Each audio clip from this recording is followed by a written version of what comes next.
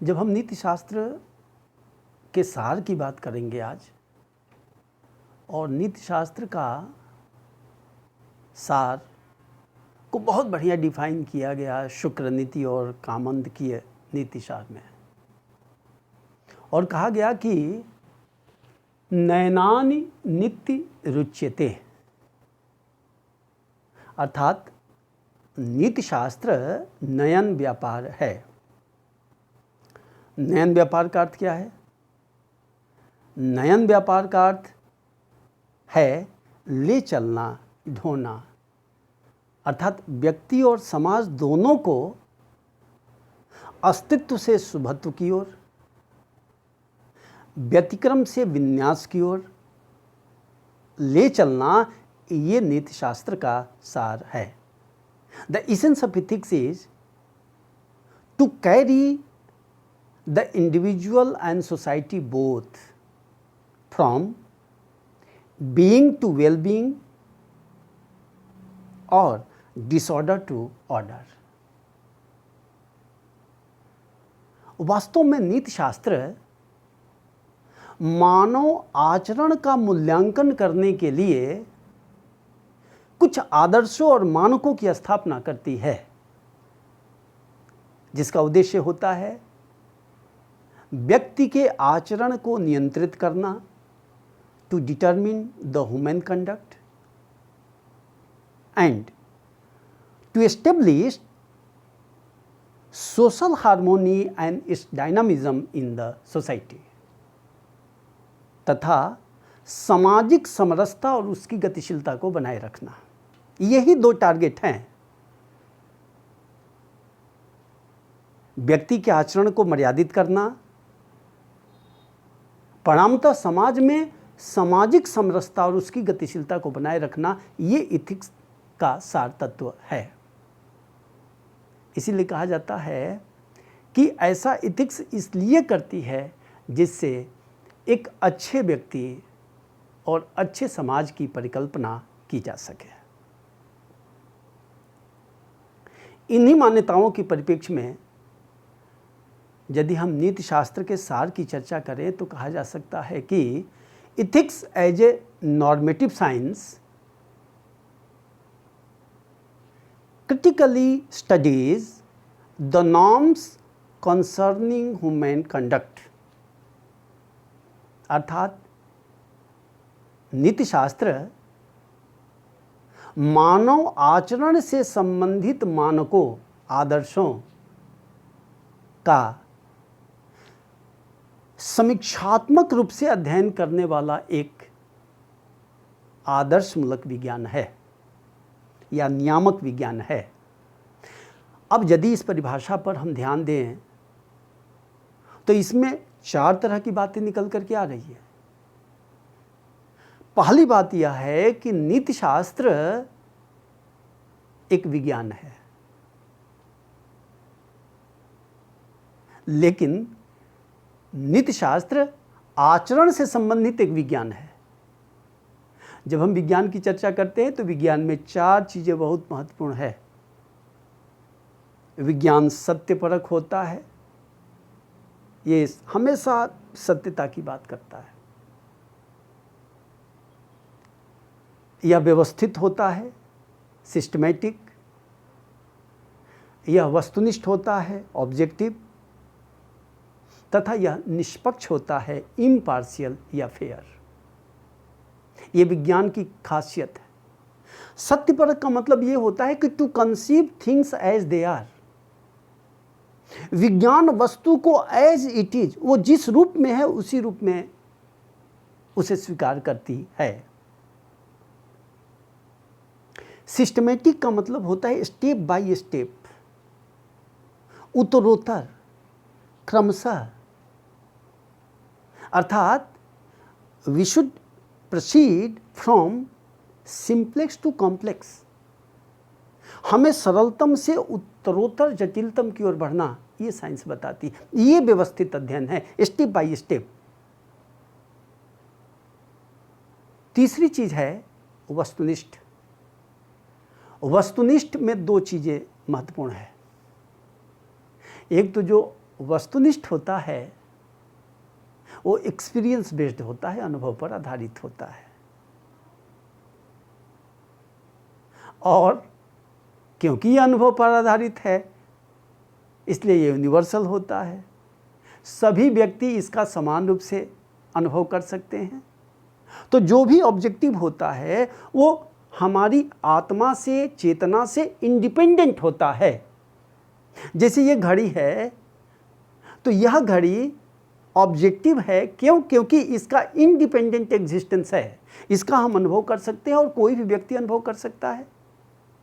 तो जो भी ऑब्जेक्टिव होता है वो it is independent from consciousness, it is based on experience and therefore it is universal. जो सब्जेक्टिव होता है वो it is varies person to person. जो भी आत्मनिष्ठ होता है वो व्यक्ति सापेक्ष होता है, व्यक्ति के अनुसार बदलता रहता है। इसका कोई वस्तुनिष्ठ अध्ययन नहीं किया जा सकता है, क्योंकि यह बहुत कुछ हमारी मनोवृत्तियों, मनोभावों पर निर्भर होता है। इसीलिए इसका ऑब्जेक्टिव अध्ययन नहीं किया जा सकता है। साइंस ऑब्जेक्टिव है क्योंकि यह एक्सपीरियंस बेस्ड है और कोई भी व्यक्ति इसकी सत्यता का एक ही रूप में अध्ययन कर सकता है, एक ही रूप में रिजल्ट पाएगा, इसलिए यह यूनिवर्सल भी है। और साइंस की खासियत एक और होती है कि science is always impartial and fair. यदि without any prejudice, science is prejudiceless. जो साइंस है वो पूर्व मान्यता से रहित होता है, कोई पूर्व मान्यता लेकर के नहीं चलता है। इसीलिए साइंस की जो फॉर्मूला है कि to look things without blinker. आप किसी चीज़ को इसलिए नहीं मान लीजिए कि ये परंपराओं में निहित है, इसको इसलिए नहीं मान लीजिए कि इसको फला व्यक्ति ने कहा है, नहीं। साइंस ये कहती है कि बिना किसी प्रिजम्पशन के, बिना किसी पूर्व मान्यता के हमें किसी बात के ऊपर विचार करना चाहिए, क्योंकि यदि हम पूर्व मान्यता को ला देंगे तो हम सही चीज़ से दूर हो जाएंगे। यह इम्पार्शियल और फेयर स्टडी होती है। विज्ञान की ये चारों बातें इथिक्स में भी लागू होती है। और जो नीति शास्त्र है और जो मानव आचरण का अध्ययन करता है तो मानव आचरण का सत्यपरक अध्ययन करता है, अर्थात जो है उसी रूप में एक सिस्टमैटिक व्यवस्थित अध्ययन करता है, स्टेप बाय स्टेप ऑब्जेक्टिव अध्ययन करता है, सब्जेक्टिव नहीं। और आखिरी चीज कि यह जो अध्ययन होता है वह इम्पार्शियल होता है, फेयर होता है, क्योंकि दार्शनिक या नीतिशास्त्री किसी पूर्व मान्यता से अपनी शुरुआत नहीं करते हैं, क्योंकि पूर्व मान्यता को मान लेना सत्यता से दूर जाना है। तो जब मानव आचरण का अध्ययन करता है तो यह मानव आचरण का सत्यपरक, व्यवस्थित, वस्तुनिष्ठ और निष्पक्ष अध्ययन करता है। इसलिए आरएम हेयर का एक स्टेटमेंट है कि नैतिक नियम वे होते हैं जो समान परिस्थितियों में सभी व्यक्तियों के ऊपर समान रूप से आरोपित होते हैं। क्यों? इसलिए कि यह सत्यपरक है, वस्तुनिष्ठ है, निष्पक्ष है, इसीलिए यह सबके ऊपर समान रूप से लागू होता है। इस प्रकार नीतिशास्त्र विज्ञान तो है, परंतु यह विज्ञान आचरण से संबंधित विज्ञान है, क्योंकि यह मानव आचरण का व्यवस्थित अध्ययन करता है। नंबर 2, विज्ञान भी दो तरह के होते हैं। One is descriptive science and other is normative science. विज्ञान दो तरह के हैं, एक तो वर्णनात्मक विज्ञान और दूसरा नियामक विज्ञान या आदर्शमूलक विज्ञान। जो डिस्क्रिप्टिव साइंस होता है उसकी दो खासियत होती है। it always gives some information. It always describes the fact. So it is informative और descriptive. देखिए, जो वर्णनात्मक विज्ञान है वो किसी घटना की सूचना देता है या उसका वर्णन करता है, इसीलिए ये वर्णनात्मक या सूचनात्मक होता है। और इसी का परिणाम ये होता है कि जो भी डिस्क्रिप्टिव साइंस है वो ट्रू फॉल्स होता है। जैसे सोडियम का क्लोरीन से रिएक्शन करने पर सॉल्ट बनेगा, यह इंफॉर्मेटिव है, यह डिस्क्रिप्टिव है और इसीलिए यह ट्रू और फॉल्स होता है। जो नॉर्मेटिव साइंस होता है वो वर्णनात्मक नहीं होता है, सूचनात्मक नहीं होता है, बल्कि वह मूल्यात्मक होता है, क्योंकि नॉर्म से कंसर्न होता है, मानक से कंसर्न होता है और उसी मानक के आधार पर हमारे आचरण का मूल्यांकन करता है। इसीलिए नॉर्मेटिव साइंस सूचनात्मक या वर्णनात्मक न होकर के मूल्यात्मक होता है। अब जब ये मूल्य से संबंधित है, आदर्श से संबंधित है, इसीलिए कहा जाता है कि जो नीति शास्त्र है वो ट्रू फॉल्स नहीं होता है, बल्कि यह सदैव ही शुभ होता है या अशुभ होता है, अच्छा होता है या बुरा होता है, उचित होता है या अनुचित होता है। क्योंकि जो नीति शास्त्र होता है ये डिस्क्रिप्टिव नहीं होता है, इसी कारण यह शुभ अशुभ, उचित अनुचित, कर्तव्य अकर्तव्य के रूप में होता है। जैसे किसी व्यक्ति ने गलत कार्य किया, कोई अनुचित कार्य किया, तो हम ये नहीं कहेंगे कि तुम्हारा यह आचरण असत्य है या तुम्हारा यह आचरण सत्य है। हम कहेंगे कि आपका यह आचरण शुभ है या यह आचरण अशुभ है। क्यों? क्योंकि यह मूल्य से संबंधित है, तथ्य से संबंधित नहीं है।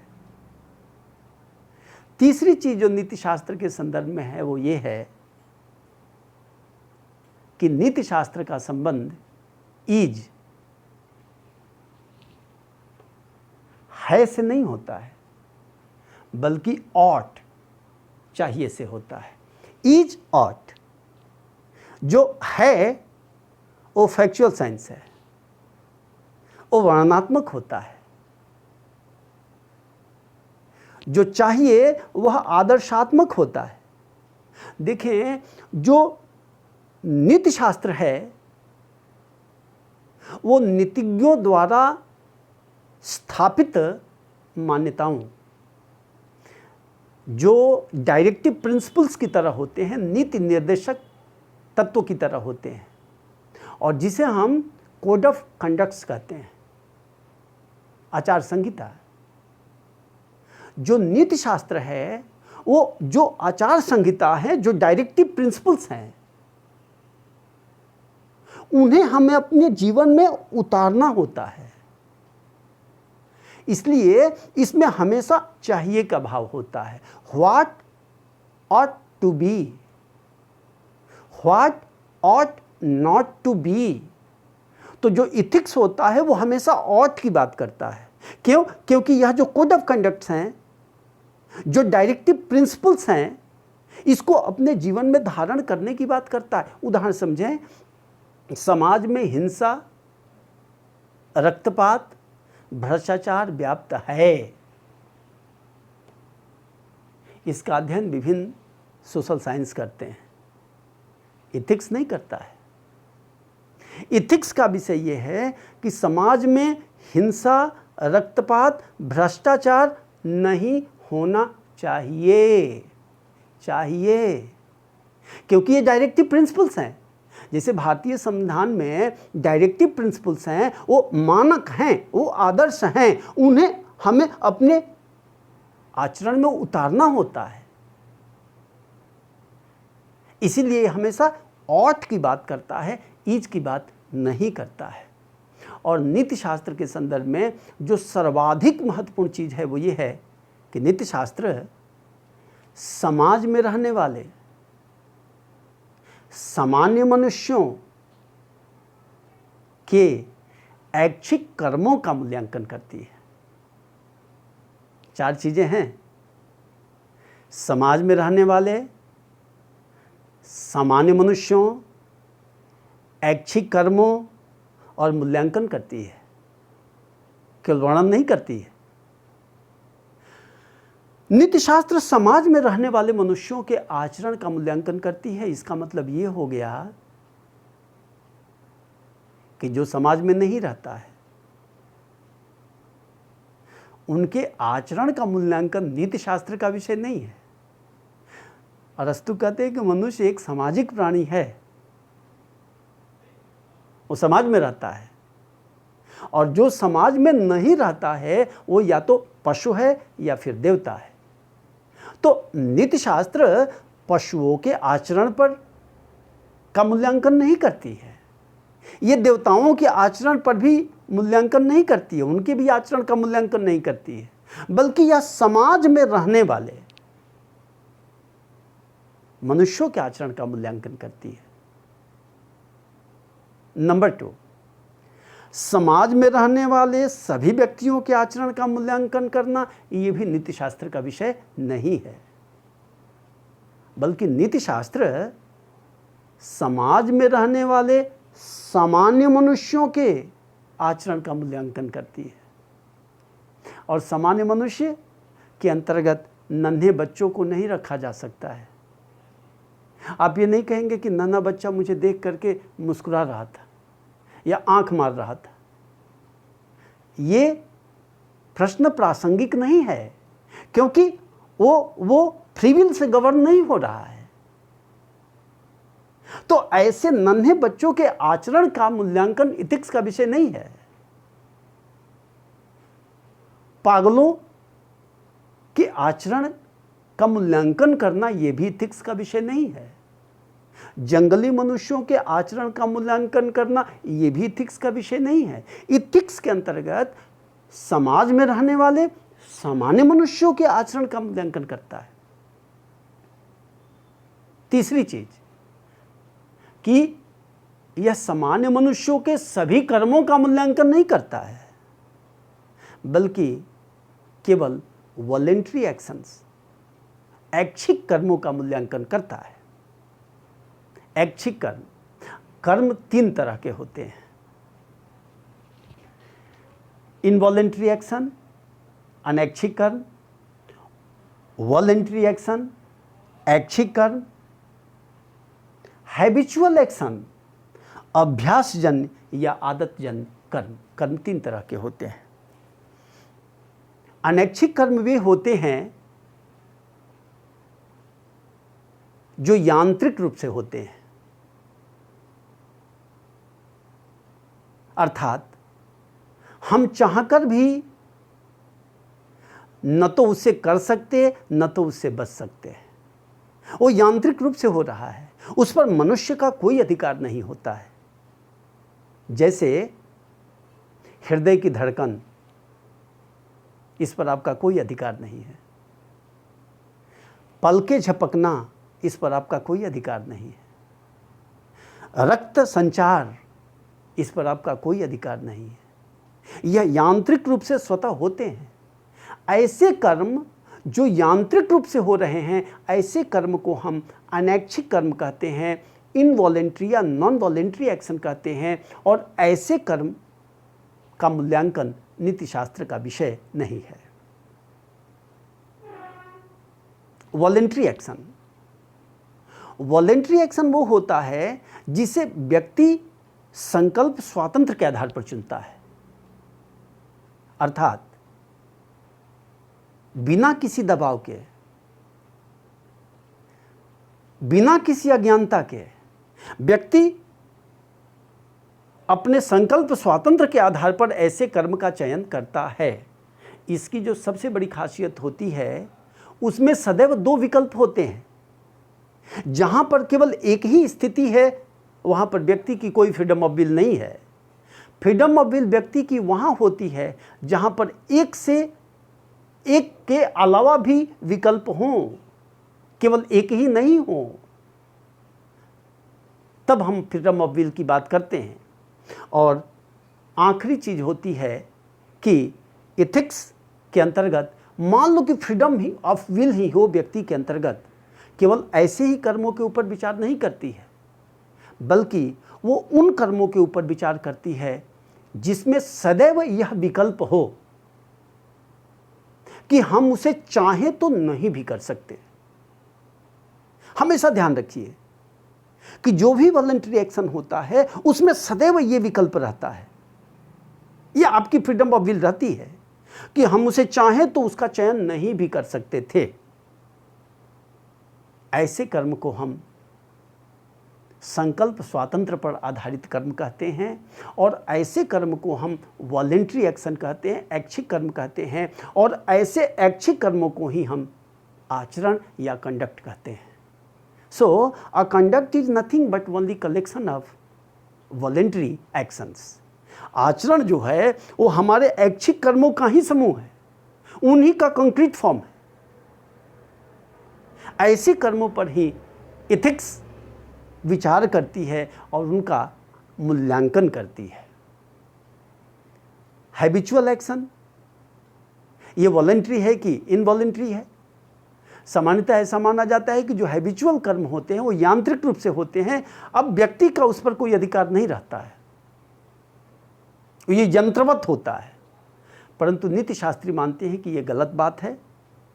ये ठीक है कि वो अभ्यास हो गया है, आदत हो गया है, लेकिन आदत बनने से पूर्व व्यक्ति की फ्रीडम ऑफ विल थी।